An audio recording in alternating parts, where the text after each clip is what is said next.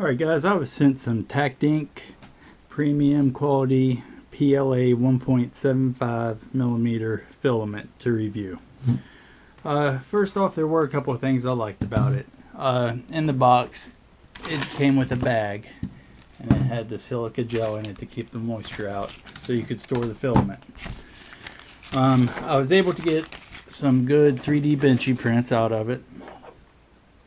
These are those. The one on the left was printed at a 0.2 millimeter height, and the one on the right was printed with 0.1 millimeter. They are actually pretty good quality. I like the material itself. It prints well. However, it was when I really tried to put the filament through its paces that I ran into some issues. Right here I was doing a temperature test.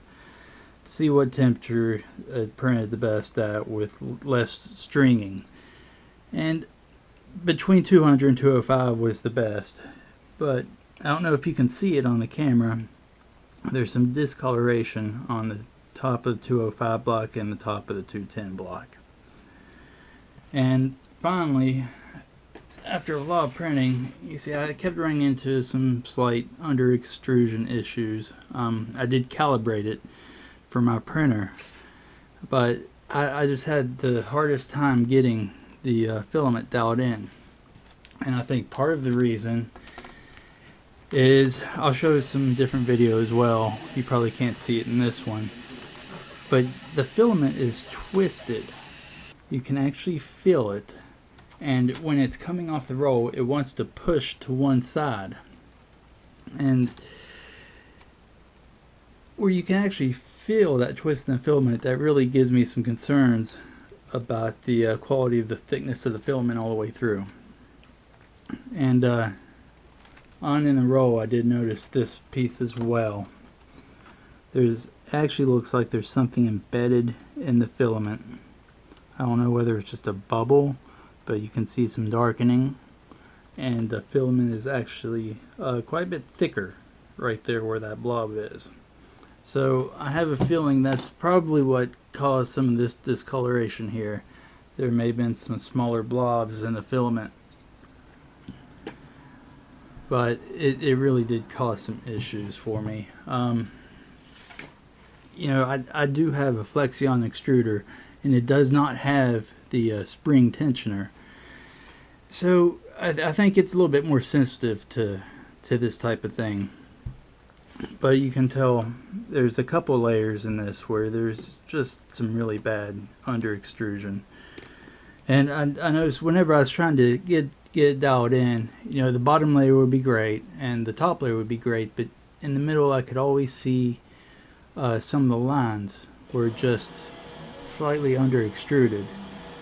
And no matter how much I tried to adjust it, I never could get it just right with this filament. And this is not an issue I have with any of my other filaments, but still, with all of the issues that I had with this filament, I was able to get some really nice prints. This one made it through without any issues. Yeah, I did see some of the under extrusion in the middle, but the end result was nice. The bottom layer and top layer, you don't see any of that. Small little ring. This was the big print I did to really put it through its paces, and it's where I really did start to notice some of the major issues with this. I was going to give this filament a higher rating when I started, probably about a 7 out of 10, but with what I've seen and run into, I really can't recommend it. I would give it a 5 out of 10. I did like the packaging. I like the fact that it comes with a bag to store the filament. That's something that most other filaments you don't see. You know, I really had high hopes for it, and really did want it to work out for me and be a great filament, because its price point is right at $20 or $21. It's a decent price. I've seen some cheaper out there, and there's more expensive. I'd say at this price point, though, I am a little bit disappointed. I've got some of the filaments closer to the $15, $16 range that have worked out better for me in the end. There's one other thing I wanted to mention.